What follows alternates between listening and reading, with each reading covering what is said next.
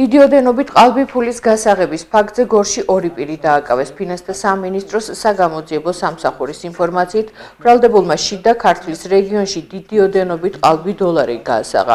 გამოძიება სისხლის სამართლის კოდექსის 212 მუხლის მეორე ნაწილით მიმდინარეობს, რაც 7-დან 10 წლამდე პატიმრობას ითვალისწინებს. საქართველოს ფინანსთა სამინისტროს საგამოძიებო სამსახურის თანამშრომლების მიერ გატარებული ოპერატიულ-სამძებრო ღონისძიებებისა და საგამოძიებო მოქმედებების შედეგად წინასწარი შეთანხმებით ჯგუფის მიერ დიდი ოდენობით ყალბი ფულის გასაღების ფაქტზე დაკავებული იქნა ორი პირი.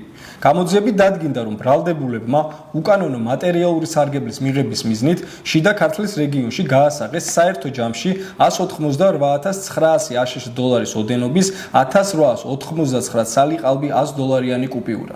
საგამოძიებო მოქმედებების შედეგად ყალბი კუპიურები სრულად იქნა ამოღებული. გამოძიება მიმდინარეობს საქართველოს სისხლის სამართლის კოდექსის 212 მუხლის მეორე ნაწილით, რაც სასჯელის სახით ითვალისწინებს თავისუფლების აღკვეთას 7-დან 10 წლამდე ვადით.